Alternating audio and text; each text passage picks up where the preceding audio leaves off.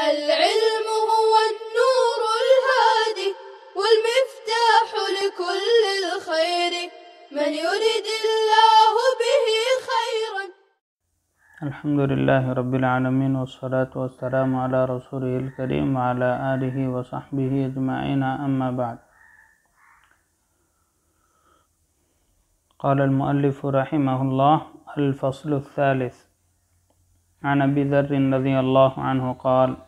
خرج علينا رسول الله صلى الله عليه وسلم قال: أتدرون أي الأعمال أحب إلى الله؟ قال قائل: الصلاة والزكاة. وقال قائل: الجهاد. قال النبي صلى الله عليه وسلم: إن أحب الأعمال إلى الله الحب في الله والبغض في الله. رواہ احمد وروى ابو داود الفصل الاخیر۔ حضرت ابو ذر رضی اللہ تعالیٰ عنہ سے روایت ہے، فرماتے ہیں کہ ایک روز نبی کریم صلی اللہ علیہ وسلم ہمارے پاس تشریف لائے گھر سے نکل کر۔ آپ نے فرمایا: کیا تم جانتے ہو کہ اللہ کے نزدیک سب سے زیادہ محبوب اعمال کون سے ہیں؟ تو کسی نے کہا کہ اللہ کے نبی نماز سب میں زیادہ محبوب ہے، اللہ تعالیٰ کو پسندیدہ ہے۔ اور کسی نے کہا کہ زکوٰۃ سب میں زیادہ اچھا عمل ہے، اور کسی نے کہا کہ اللہ کے راستے میں جہاد کرنا یہ سب سے زیادہ افضل اور اللہ تعالیٰ کے نزدیک پسندیدہ اور محبوب عمل ہے۔ تو نبی کریم صلی اللہ علیہ وسلم نے ارشاد فرمایا کہ اللہ تعالیٰ کو سب میں زیادہ محبوب عمل ہے کہ اللہ کے لیے اللہ کی رضا اور خوشنودی کی خاطر کسی سے محبت کرنا، والبغض فی اللہ، اور اللہ ہی کی خاطر کسی کو ناپسند کرنا۔ تو اس حدیث میں اللہ کے نبی صلی اللہ علیہ وسلم نے صحابہ اکرام نے جو سوچا کہ سب سے محبوب عمل نماز ہوگا، عبادات میں سب سے بڑا مقام اسی کا ہے، سب سے پہلے حساب اسی کا لیا جائے گا، یا دوسروں کی مدد کرنا، زکوٰۃ صدقہ خیرات، یہ اللہ کے راستے میں یہ عمل سب سے بڑا ہوگا، یا اللہ کے راستے میں جہاد کرنا سب سے بڑا ہو سکتا ہے۔ تو اللہ کے نبی صلی اللہ علیہ وسلم نے فرمایا کہ نہیں، اللہ کے نزدیک سب سے محبوب عمل اللہ کی خاطر کسی سے محبت کرنا، کسی سے تعلق رکھنا، اور اگر کسی سے نفرت ہو، کسی سے قطع تعلقی ہو تو وہ بھی اللہ کی رضا اور خوشنودی کی خاطر ہو، یہ سب سے بڑا عمل ہے۔ تو صحابہ نے اپنے اعتبار سے فرمایا تھا، لیکن اللہ کے نبی صلی اللہ علیہ وسلم نے گویا کہ اس کے ذریعے ارشاد فرمایا کہ جب آدمی کسی اچھے شخص کے ساتھ رہے گا، اللہ کی خاطر کسی سے اٹھنا بیٹھنا، کسی کے ساتھ ملنا جلنا ہوگا، علماء کی صحبت اختیار ہوگی، تو اس کے ذریعے خود بخود نیک اعمال کی توفیق بھی ہوگی، اور اس کے ذریعے اس کے اعمال بنیں گے، اس کی زندگی سنور جائے گی، اور پھر وہ جنت میں جانے کا سبب بن جائے گا۔ تو یہاں پر نماز، زکوٰۃ اور جہاد کی فضیلت کو کم کرنا یہ مقصود نہیں، بلکہ اصل مقصود یہ ہے کہ اللہ تبارک و تعالیٰ کی ذات کی خاطر جو محبت کی جائے اس کو بتلانا ہے۔ پھر اگلی حدیث ہے، وعن ابی امامۃ رضی اللہ عنہ قال قال رسول اللہ صلی اللہ علیہ وسلم: ما احب عبد عبدا للہ الا اکرم ربہ عز وجل۔ رواہ احمد۔ اور اگلی حدیث بھی اسی معنی میں ہے، وعن اسماء بنت یزید رضی اللہ عنہا انہا سمعت رسول اللہ صلی اللہ علیہ وسلم یقول: الا انبئکم بخیارکم؟ قالوا بلا یا رسول اللہ۔ قال: خیارکم الذین اذا رؤوا ذکر اللہ۔ رواہ ابن ماجہ۔ حضرت ابو امامہ رضی اللہ تعالیٰ عنہ فرماتے ہیں کہ نبی کریم صلی اللہ علیہ وسلم نے فرمایا کہ جب کوئی بندہ اللہ کے کسی بندے سے اللہ کی رضا اور خوشنودی کی خاطر محبت کرتا ہے، اس سے تعلق رکھتا ہے، اس سے دوستی رکھتا ہے، تو گویا کہ اس نے اللہ کی تعظیم کی، اللہ تعالیٰ کی تکریم کی۔ کہ اللہ کے لیے کسی سے محبت کرنا یعنی اللہ تعالیٰ کو وہ جب مانتا ہے، اس کو بڑا سمجھتا ہے، اور اپنے ذاتی مفاد کو چھوڑ کر اللہ کی رضا اور خوشنودی کے لیے عمل کرتا ہے، تو اس کا یہ عمل بھی اللہ تبارک و تعالیٰ کی تعظیم ہی میں شمار ہوگا۔ اور پھر دوسری حدیث میں ہے کہ حضرت اسماء بنت یزید رضی اللہ عنہ فرماتی ہیں کہ نبی کریم صلی اللہ علیہ وسلم کو انہوں نے فرماتے ہوئے سنا کہ کیا میں تم میں جو بہتر لوگ ہیں ان کے بارے میں نہ بتاؤں کہ تم میں بہتر کون ہیں؟ تو صحابہ نے عرض کیا کیوں نہیں اللہ کے رسول، ضرور بتائیے کہ ہم میں کون سب سے بہتر ہوگا، کون سب سے اچھا ہوگا، کس کو، یعنی ہم بظاہر مال والے کو اچھا سمجھتے ہیں، بظاہر ہم ان لوگوں کو اچھا سمجھتے ہیں جو اچھے ظاہر میں اچھا نظر آتا ہے، لیکن اللہ کے نبی صلی اللہ علیہ وسلم نے فرمایا خیارکم الذین اذا رؤوا ذکر اللہ، تم میں سب سے بہتر تو وہ لوگ ہوں گے کہ ان کو دیکھتے ہی اللہ کی یاد تازہ ہو جائے، یعنی کہ ان کے پاس بیٹھنا نفع سے خالی نہ ہو، کہ جب ان پر نظر پڑے وہ اللہ تعالیٰ کی یاد میں ایسے غرق ہوں، ان کی زبان اللہ تعالیٰ کی یاد سے تر ہو، ان کا دل و دماغ ہمیشہ اللہ تعالیٰ کی یاد سے مستحضر رہتے ہوں، ان کے اندر غفلت نہیں آتی، جب ان کے ساتھ کسی کا اٹھنا بیٹھنا ہوگا، کوئی ان کی ہم نشینی اختیار کرے گا تو اللہ تعالیٰ کی یاد اسے بھی آ جائے گی، وہ اللہ کو یاد کرنے والا ہو جائے گا، تو ایسے لوگوں کی ہم نشینی بہتر ہوگی، ایسے ہی لوگ سب سے بہتر ہوں گے۔ مطلب یہ گویا کہ ایک طرح سے آپ علیہ السلام فرما رہے ہیں کہ اگر کسی کو دوست بنانا ہے، کسی کے ساتھ اٹھنا بیٹھنا ہے تو ایسے لوگوں کی دوستی اختیار کرو، ایسے لوگوں کے ساتھ بیٹھو جو تمہیں اللہ کی یاد تازہ کرا دیں یا جسے دیکھ کر تمہیں اللہ یاد آ جائے۔ پھر اگلی حدیث ہے وعن ابی ہریرہ رضی اللہ عنہ قال قال رسول اللہ صلی اللہ علیہ وسلم لو ان عبدین تحابا فی اللہ عز وجل واحد فی المشرق وآخر فی المغرب لجمع اللہ بینہما یوم القیامة یقول هذا الذي كنت تحبه فی۔ حضرت ابو ہریرہ رضی اللہ تعالیٰ عنہ سے مروی ہے،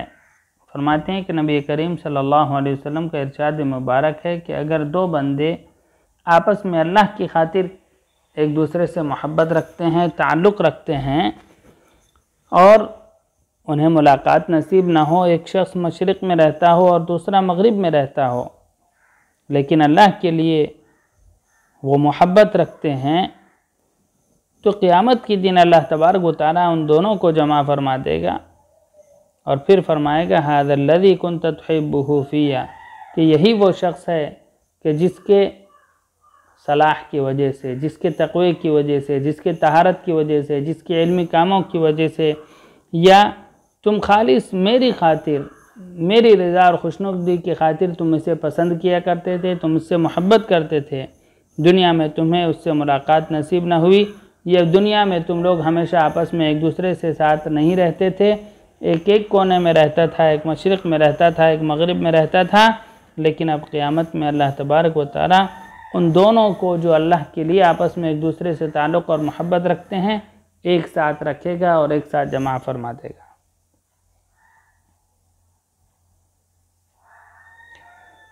پھر اگلی حدیث ہے وعن ابی رزین رضی اللہ عنہ انہ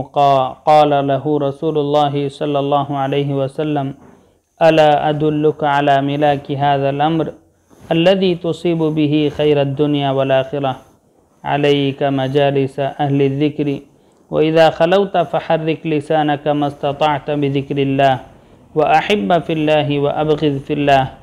یا ابا رزین هل شعرت أن الرجل إذا خرج من بيته زائرا أخاه شيعه 70,000 ملك كلهم يصلون عليه ويقولون ربنا إنه وصل فيك فصله فإن استطعت أن تعمل جسدك في ذلك فافعل۔ حضرت ابو رزین رضی اللہ تعالیٰ عنہ سے مروی فرماتے ہیں کہ نبی کریم صلی اللہ علیہ وسلم نے ان سے ارشاد فرمایا کہ کیا میں تمہیں اس چیز کی اصل اور بنیاد نہ بتا دوں جس کے ذریعے تم دنیا اور آخرت کی بھلائی اور خیر کو حاصل کر سکتے ہو، یا تمہیں دنیا اور آخرت کی بھلائی مل سکتی ہے؟ تو پھر آپ علیہ السلام نے خود ہی فرمایا علیک بمجالس اہل الذکر، یعنی وہ چیز جس کے ذریعے تمہیں دنیا اور آخرت کی بھلائی مل جائے، اگر تم یہ حاصل کرنا چاہتے ہو تو سب سے پہلے اہل ذکر، جو لوگ اللہ کی یاد کر رہے ہوں، ذکر کر رہے ہوں، اللہ تعالیٰ کے احکامات کو پڑھ رہے ہوں، ایسے لوگوں کی مجالس کو لازم پکڑ لو، ایسے لوگوں کی مجالس میں حاضری دیا کرو۔ یعنی اگر تمہیں کسی کے ساتھ بیٹھنا ہو، کسی مجلس، کسی کی ہمنشینی اختیار کرنا ہو تو اہل ذکر کے ساتھ بیٹھا کرو۔ وَإِذَا خَلَوْتَ، اور اگر تم کبھی تنہائی میں ہو تو تنہائی میں فَحَرِّكْ لِسَانَكَ مَا اسْتَطَعْتَ بِذِكْرِ اللَّهِ، تو جتنا ہو سکے اللہ تعالیٰ کی یاد سے اپنی زبان کو حرکت دیا کرو، یعنی اللہ کو یاد کیا کرو، تنہائی میں اللہ کو یاد کرو، ذکر کرو، اس کی تسبیح بیان کرو۔ اور ویسے بھی جو شخص تنہائی میں اللہ تعالیٰ کو یاد کرتا ہے، جو شخص تنہائی میں اللہ کا ذکر کرتا ہے اور اللہ کی یاد سے اس کی آنکھوں سے آنسو جاری ہو جاتے ہیں، تو جیسے اس حدیث میں ہے کہ سبعۃ یظلھم اللہ فی ظلہ، کہ وہ 7 لوگ کہ قیامت کے جن کو عرش کے سائے میں اللہ تعالیٰ جگہ دے گا، ان میں سے وہ شخص بھی ہوگا رجل ذکر اللہ خالیا ففاضت عیناہ، کہ جو تنہائی میں اللہ کا ذکر کرے اور اس کی آنکھیں اشک بار ہو جائیں۔ تو یہاں اللہ کے نبی صلی اللہ علیہ وسلم نے فرمایا کہ جب تنہائی میں ہو تو تنہائی میں کسی گناہ کی تلاش میں نہ رہنا، کسی برے خیالات کے اندر نہ پڑنا، بلکہ اپنی زبان کو اللہ کی یاد میں لگا لینا جتنا ہو سکے، اس کے ذریعے تم دنیا اور آخرت کی بھلائی پالو گے۔ وَأَحِبَّ فِي اللَّهِ وَأَبْغِضْ فِي اللَّهِ، آگے فرمایا کہ جب کسی سے محبت کرو تو اللہ کی خاطر تمہاری محبت ہو، اور جب کسی سے نفرت کرو، قطع تعلقی کرو، کسی کو ناپسند کرو تو وہ بھی اللہ کی رضا اور خوشنودی کی خاطر ہو۔ پھر فرمایا کہ اے ابو رزین، کیا تمہیں احساس ہے، کیا تمہیں یہ محسوس کرتے ہو کہ جب کوئی شخص اپنے گھر سے اپنے کسی بھائی کی زیارت اور ملاقات کے لیے نکلتا ہے تو 70,000 فرشتے اسے اٹھا لیتے ہیں، کلہم یصلون علیہ، ہر اس کے ساتھ ہو جاتے ہیں، اور تمام کے تمام فرشتے اس کے لیے رحمت کی دعا کرتے رہتے ہیں اور کہتے ہیں ربنا انہ وصل فیک فصلہ، اے اللہ اس نے تیری خاطر اس سے ملاقات کی، تیری خاطر اس نے اس سے ناطہ اور رشتہ جوڑا، تیری خاطر اس نے اس سے تعلق رکھا، لہذا تو بھی اس سے جڑ جا اور تو بھی اس سے اپنے تعلق کو قائم رکھ۔ پھر آپ نے علیہ السلام نے بطور نصیحت کے مزید فرمایا فَإِنِ اسْتَطَعْتَ أَن تُعْمِلَ جَسَدَكَ فِي ذَلِكَ فَافْعَلْ، اگر تم یہ طاقت رکھتے ہو، اگر تمہارے یہ بس میں ہے کہ اس عمل میں اپنے آپ کو لگا لو، اپنے جسم کو اس عمل میں لگا لو، تو پھر ایسا ہی کرو، یعنی کہ اپنے کسی مسلمان بھائی کی زیارت کرنا، اس کی ملاقات اللہ کی خاطر کرنا، اور اسی طرح جب بیٹھنا تو اہل ذکر کی مجلس میں بیٹھنا، جب تنہائی میں ہونا تو اللہ کی یاد میں اپنی زبان کو حرکت دینا۔ تمہارے اندر یہ طاقت ہے، قوت ہے، تو ایسے ہی کیا کرو۔ اور خاص طور سے جو آخر والی بات ہے کہ اپنے کسی مسلمان بھائی کی زیارت اور ملاقات کرنا، کسی عیادت کو جانا، کہ اگر تم ایسا کر سکتے ہو تو ضرور ایسا کیا کرو۔ وعن ابی ہریرہ رضی اللہ عنہ قال كنت مع رسول اللہ صلی اللہ علیہ وسلم فقال رسول اللہ صلی اللہ علیہ وسلم ان فی الجنة لعمودا من یاقوت علیہا غرف من زبرجد لها ابواب مفتحة تضیء كما يضیء الكوكب الدری فقالوا یا رسول اللہ من يسكنها قال المتحابون فی اللہ والمتجالسون فی اللہ والمتلاقون فی اللہ، روى البیہقی والاحادیث الثلاثہ فی شعب الایمان۔ حضرت ابو ہریرہ رضی اللہ تعالیٰ عنہ سے مروی ہے، فرماتے ہیں کہ میں ایک روز نبی کریم صلی اللہ علیہ وسلم کے ساتھ ہی تھا، تو آپ علیہ السلام نے ارشاد فرمایا کہ جنت میں یاقوت کے پلر ہوں گے، یاقوت کے ستون ہوں گے، جس کے اوپر زبرجد کے کمرے بنے ہوں گے۔ زبرجد ایک طرح کا قیمتی پتھر ہے جسے اردو میں زمرد یا زمرد کہتے ہیں، کہ یہ بڑا قیمتی پتھر ہوتا ہے۔ تو آپ علیہ السلام نے فرمایا کہ یاقوت کے پلر اور یاقوت کے ستون ہوں گے، اور اس کے اوپر جو کمرے ہوں گے، جو بالا خانے ہوں گے، وہ زبرجد کے بنے ہوں گے، اور لہا ابواب مفتحہ، اور ان کمروں کے، ان بالا خانوں کے دروازے کھلے ہوں گے، اور یہ ایسے ہی روشن ہوں گے جیسا کہ چمکتے ہوئے ستارے روشن ہوا کرتے ہیں۔ تو صحابہ نے عرض کیا یا رسول اللہ کہ اتنے اعلیٰ، اتنے اچھے اور اتنے چمکدار اور قیمتی گھر میں، قیمتی بالا خانوں میں کون رہے گا؟ تو آپ علیہ السلام نے فرمایا المتحابون فی اللہ، کہ جو لوگ اللہ کے لیے آپس میں ایک دوسرے سے تعلق اور محبت رکھتے ہیں، والمتجالسون فی اللہ، جو لوگ اللہ ہی کے لیے آپس میں ہم نشینی اختیار کرتے ہیں، ایک دوسرے کے ساتھ بیٹھتے ہیں، والمتلاقون فی اللہ، اور وہ لوگ جو اللہ ہی کی خاطر ایک دوسرے سے ملتے جلتے اور ملاقات کرتے ہیں۔ تو یہاں پر اللہ تعالیٰ کے لیے محبت کرنے والا، اللہ کی ذات اور اللہ تعالیٰ ہی کی رضا و خوشنودی کی خاطر ایک دوسرے سے ملنے والوں کی یہ فضیلت بیان کی گئی کہ وہ جنت کے ان اعلیٰ بالا خانوں میں ہوں گے کہ جس کے پلر، جس کے ستون یاقوت کے بنے ہوں گے، اور جس کے بالا خانے زبرجد سے مزین کیے ہوں گے۔ یہاں سے ہماری فصل 40 ختم ہوئی اور یہ باب ختم ہوتا ہے۔ اگر آپ حضرات کو کوئی سوال ہو تو انشاءاللہ آپ اگر سوال پوچھیں گے کمنٹ کے ذریعے تو انشاءاللہ، یا پھر پرسنل پر رابطہ کر کے، تو انشاءاللہ جواب دینے کی کوشش کی جائے گی۔ صلی اللہ وسلم علی نبینا محمد وعلی آلہ وصحبہ اجمعین۔